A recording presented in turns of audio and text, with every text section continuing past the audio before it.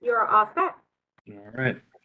So I will call this special bipartisan committee on voting districts to order. It is great to be here with everyone. And if everyone could just mute themselves, I'm hearing a little bit of echo if you're not speaking.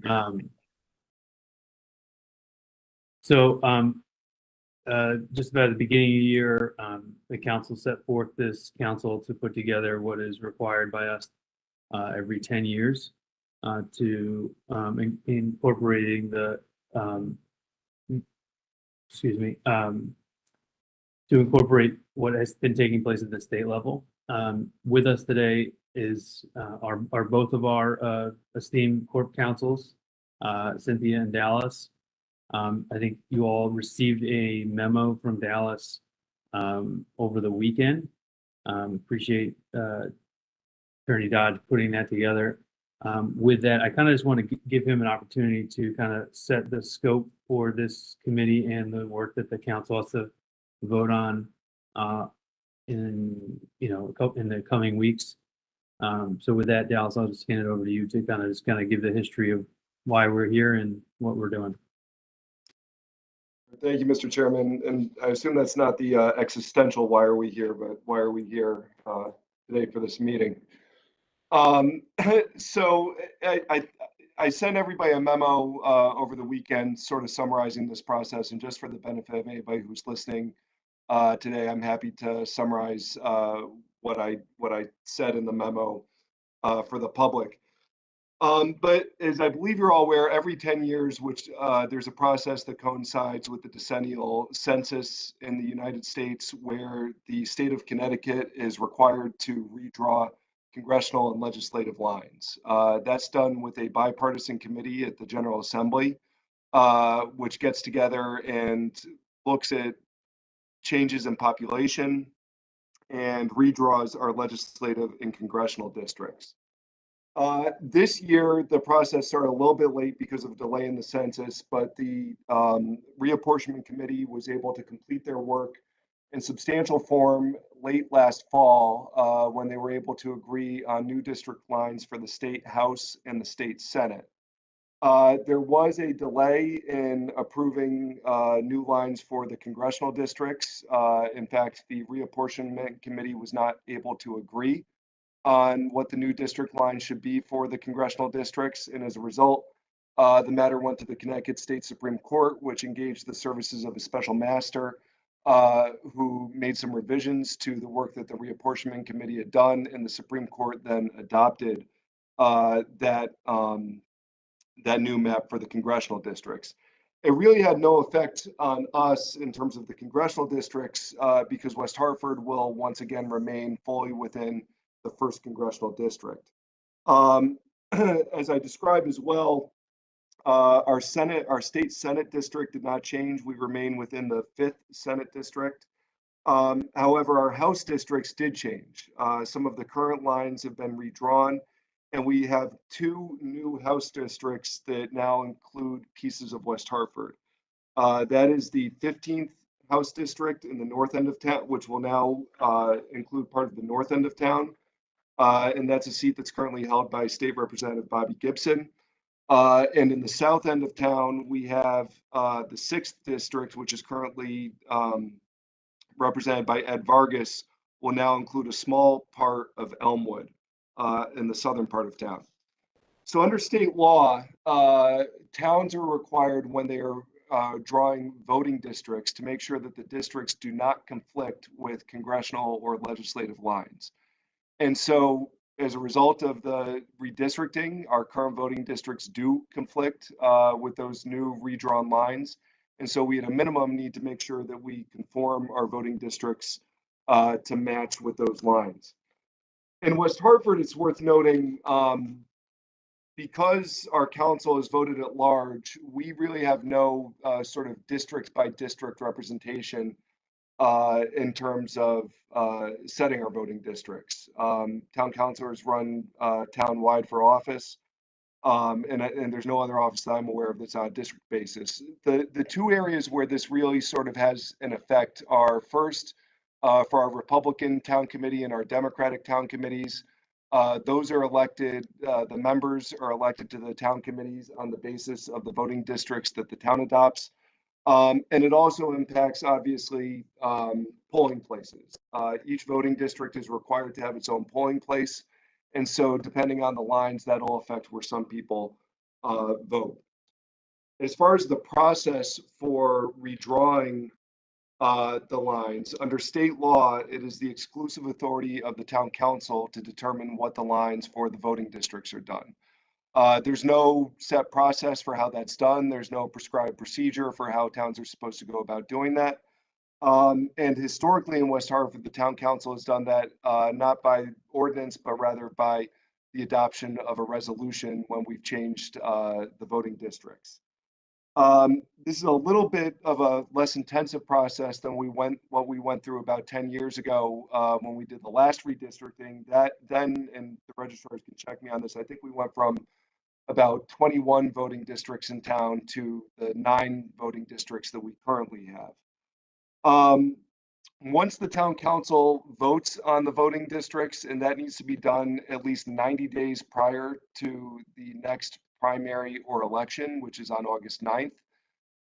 Once the town council adopts the new voting districts, it's then up to the registrars to determine where the polling place will be located in each voting district. And if the registrars are unable to agree on polling places in each district, then the town council is required to step in and determine where the polling places should be in each district. So, Mr. Chairman, that's sort of the process in a nutshell. I'm happy to take any questions that anybody may have, but it's fairly straightforward and fairly simple. What the mayor's done this year in order to facilitate this process is to create this bipartisan committee to take a look at a proposed map and then make recommendations to the town council. And I think that the hope is if there's agreement among this committee on a potential map today, that could be referred back to the council with your recommendation, and the council could vote on it at the next town council meeting. Well, thank you, Mr. Dodge. Want to open it up for questions to members? Seeing none. Just for the general public's background, both Republican and Democratic town committees have discussed this map and agreed to the changes that are available online. The high level changes I will go over right now. We are moving from 9 voting districts to 8, and then splitting precinct 1, which is currently located at King Philip, and it will have two voting precincts in there, which will be identified as 1A and 1B. 1A has approximately about 2,000 voters in it from West Hartford. 1B has approximately 7,400 voters in it. And then if we go to further down the map, we can review, and it is precinct 4, which is probably one of the more substantive changes in regards to this map. Is taking a lot more of former districts into it. As we talked about, this will also incorporate a new state representative seat here as well, which includes the south end of Hartford. This will be split into 4A and 4B, which is currently located at Charter Oak. And then I think what will be determined by the registrars, which is not determined by this body, I believe, is where precinct 5 will be voting. Looks as if that would be best served to be at Conard, based on this map. But what is most notable here is the Wolcott School District voting precinct is kind of absorbed by 5 in here. And then just another high level flow over this map is a few changes that were made between 6, 7, and 8 that have 6 going a little bit more north, and 7 being divided, and then 7 being divided between Fern Street and Flag down to Main Street, being a new kind of little section that's carved out there, not carved out, but drawn there. And then section 8 is voting precinct 8, which is traditionally at Hall, is changed a little bit here as well. So those are kind of the high level changes out. And then as I started off, I'll go through these, just rough approximate numbers of voters in each one. In precinct 2, about 80. So that is currently at Bristow. And for the first time in a long time in the voting district 2, the voting precinct in place of voting will actually be in that district.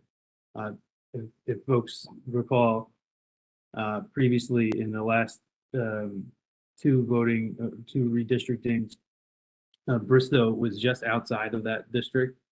And then previous to that, I think Morley School served as that district, and that was also outside of that. So this year we see Bristow is now within that district.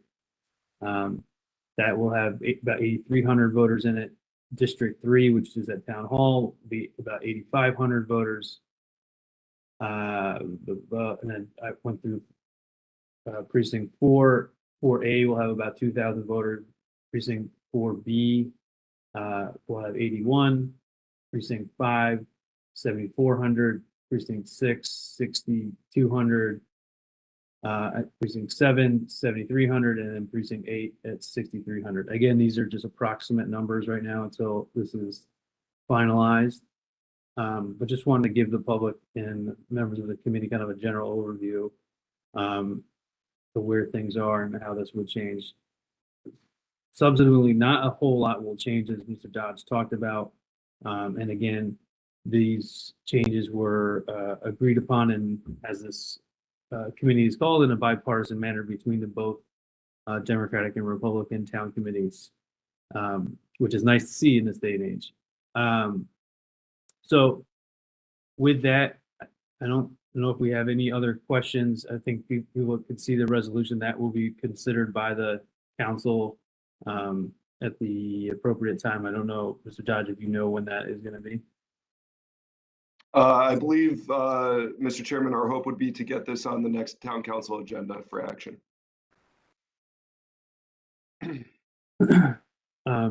With that, Madam Mayor, I don't know if you had anything you wanted to add, or if any other members of the council wanted to add anything here today. Sure, I am. If there's pounding, I have some roof work. Sorry, and then the dog barks, so I apologize. But so I just want to thank the committee for their work. I want to thank Corporation Counsel Dodge for his leadership and helping us get to this point. I appreciate everybody on the committee for your input. I think this is efficient and a great outcome. And we will be putting it, the reason we met today was we're setting the agenda tomorrow. So we want to make sure that we get it on the agenda for the next council meeting. So that was the sort of the timeline. So I appreciate that. Thanks so much. Absolutely. And to the members of the public, sorry for the 11 o'clock, but it will be available, I believe, on YouTube. But this is in this new day and age, everyone's very busy. We're trying to accommodate people's schedule during this budget season as well. I want to give a special shout out to Councilor Thor for all her help and nudging nicely during this process, and to both the registrars that are here, Beth Sweeney, Elizabeth Rousseau. Thank you for your efforts as well. The hard part is ahead of you in regards to doing the other portion of this, but we appreciate it. And if there isn't anything else, I would look to adjourn this meeting. Mr. Chairman, can I suggest, if everybody's in agreement with the map, that perhaps the committee could vote to recommend to the council that they adopt the map, the proposed map? Yeah, sure. I thought we didn't need to do that, but I will absolutely. I guess I will make a motion to adopt the map as provided by today. Second. Seconded by Councilor Bjorn Smith. All those in favor, signal by saying aye. Aye. Okay. Motion passes. And I hope that suffices for the counselors here, legal counsels here.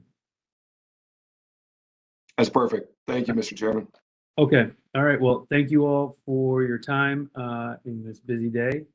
And I hope you all have a great start to your week. Thank you. Thank you. Goodbye.